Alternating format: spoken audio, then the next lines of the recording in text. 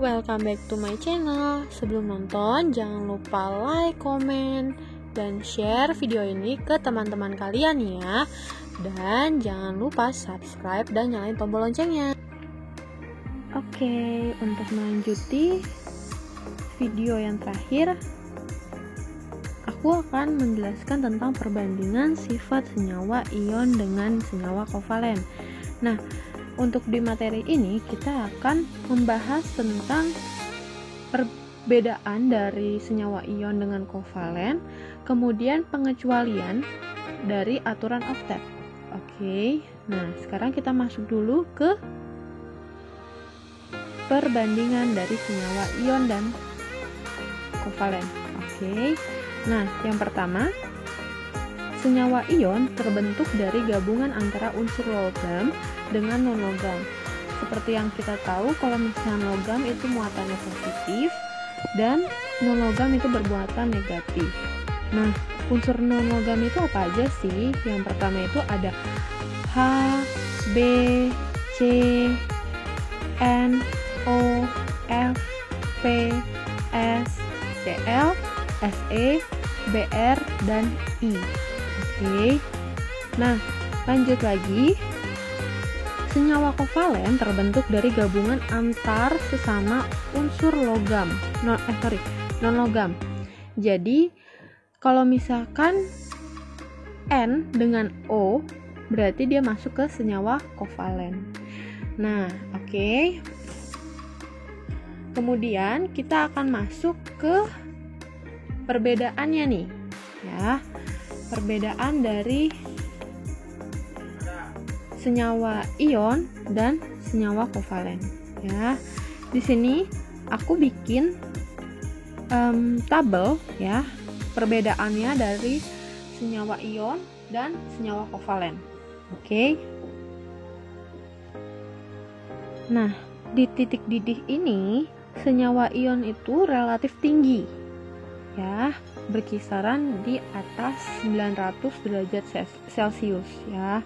Sedangkan senyawa kovalen itu relatif rendah. Oke.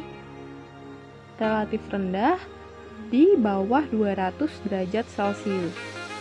Nah, sedangkan di titik leleh, ya, senyawa ion ini pada suhu kamar zat padatnya itu keras tapi rapuh.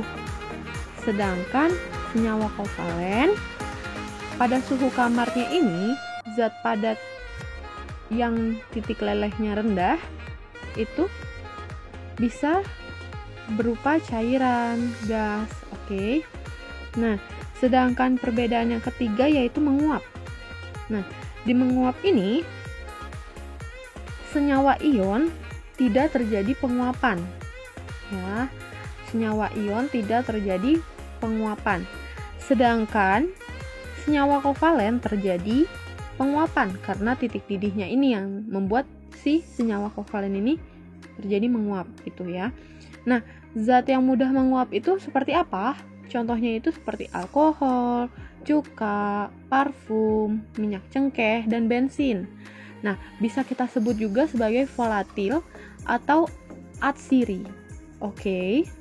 Nah, zat yang volatil ini senyawa kovalen dengan titik didihnya yang rendah, sehingga pada suhu kamar sudah cukup banyak yang menguap gitu.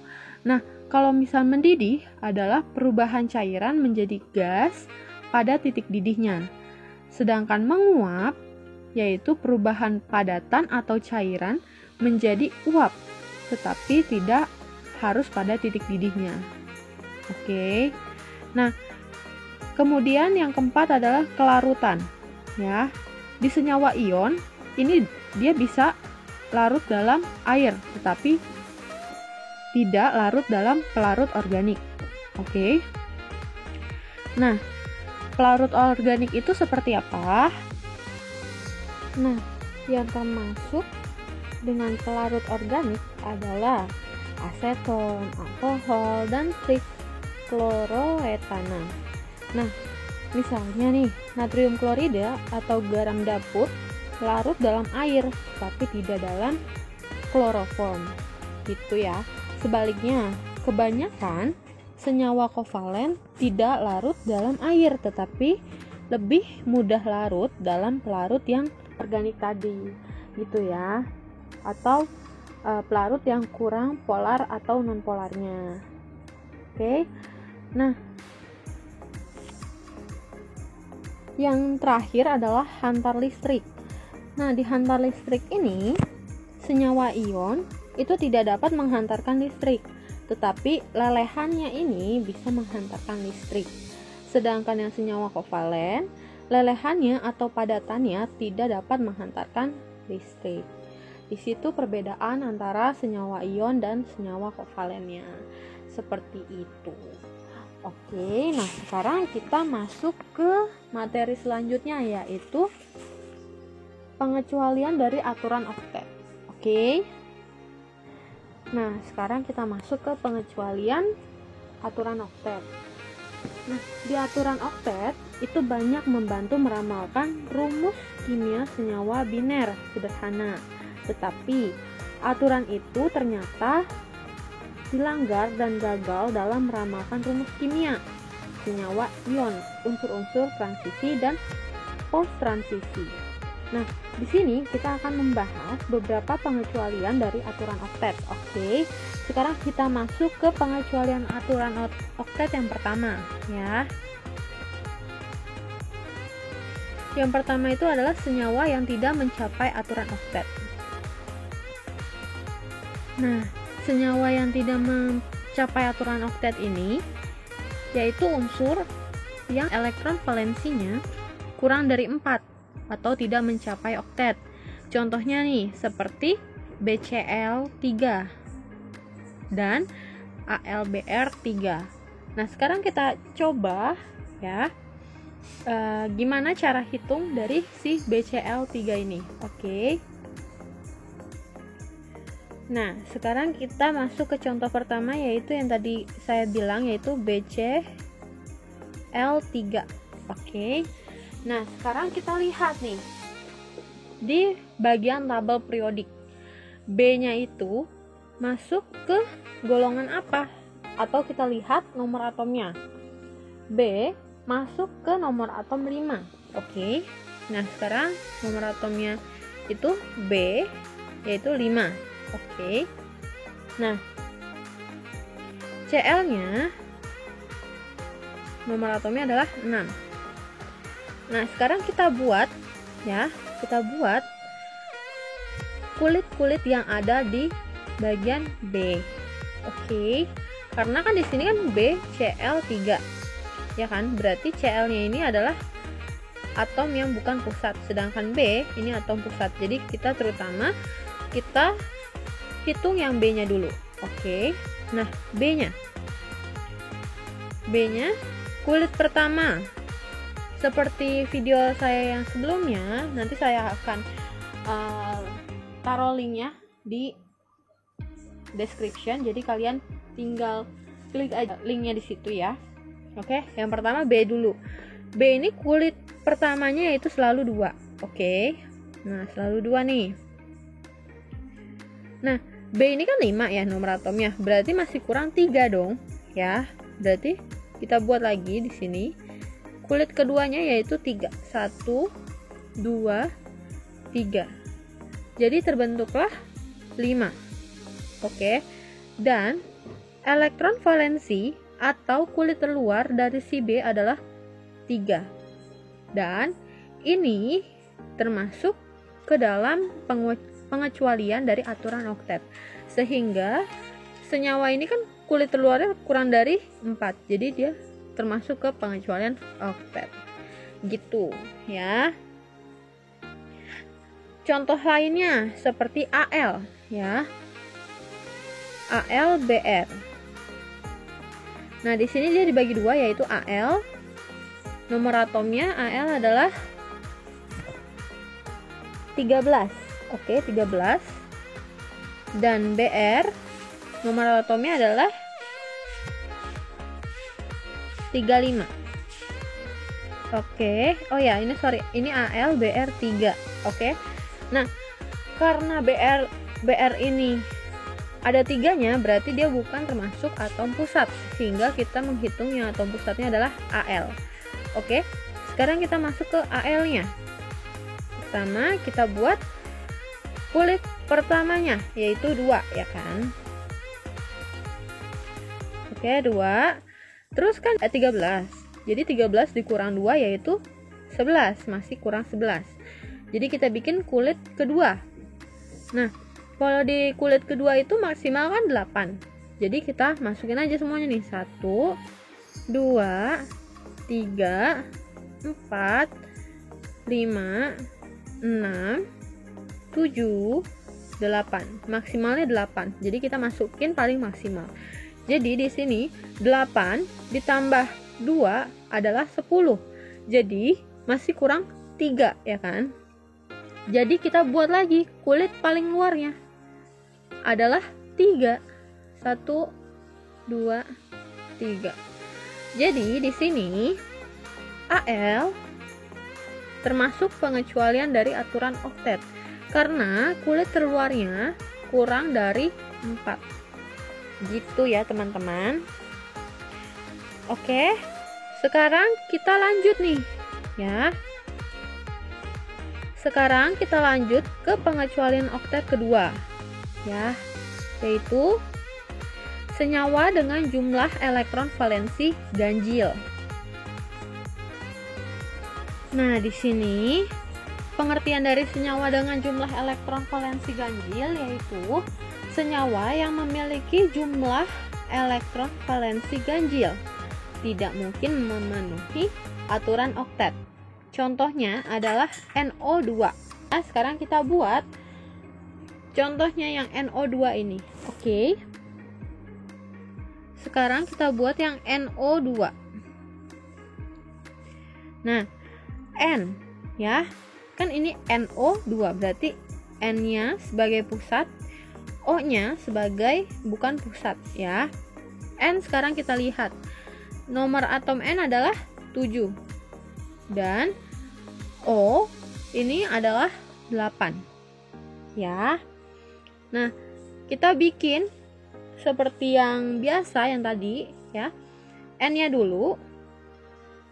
Kulit pertamanya yaitu 2, selalu ya. Selalu 2.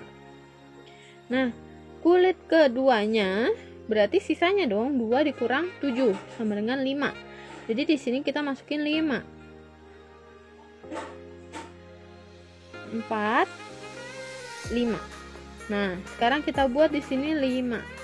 Kita simpan 5 di sini, oke. Nah, sekarang kita masukin lagi O-nya. O. Nomor atomnya adalah 8. Jadi kita buat dulu kulit pertamanya yaitu 2. Oke.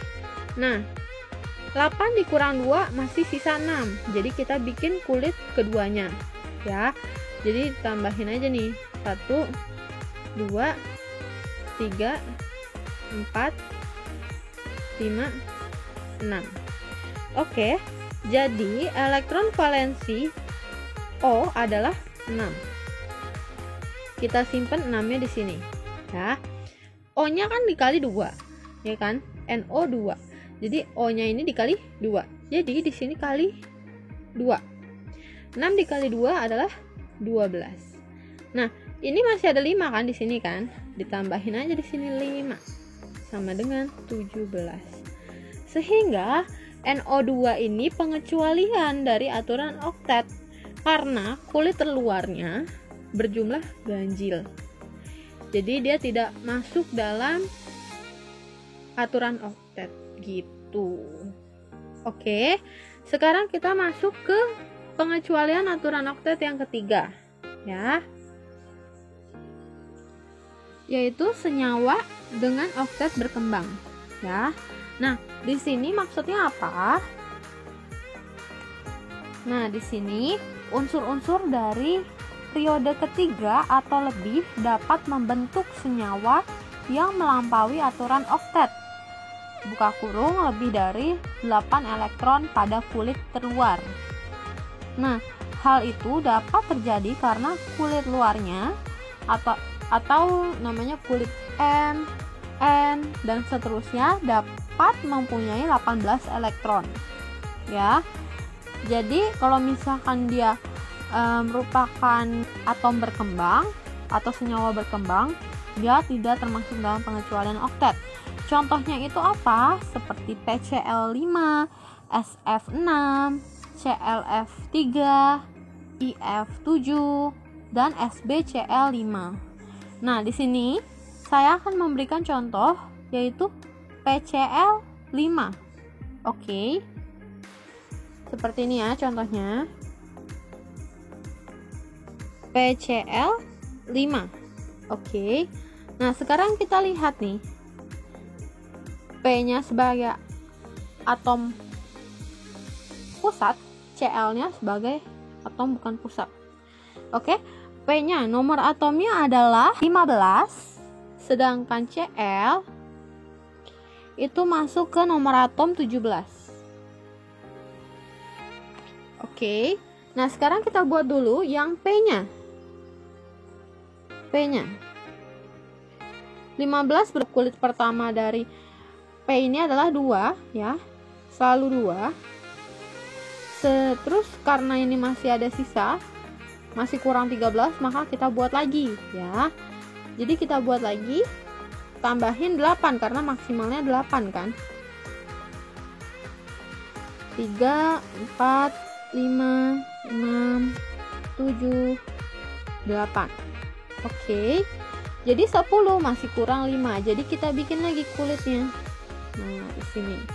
Kita bikin lagi 5 lagi. 4, 5. Sehingga elektron valensi atau kulit terluar dari P adalah 5. Ya. Jadi kita buat nih di sini. 5. Kemudian Cl-nya. Dia membutuhkan 17 ya, nomor atomnya 17. Berarti kulit pertamanya selalu 2, ingetin. Kulit keduanya 8. Oke. 4, 6, 8. Nah, masih sisa 7. Jadi kita masukin aja nih Cl-nya yang kulit terluarnya 7. 1, 2, 3, 4, 5, 6, 7.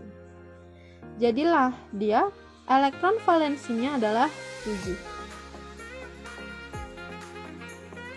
Oke. Nah, karena ini sudah melewati dari kulit M, jadi dia termasuk ke pengecualian ya.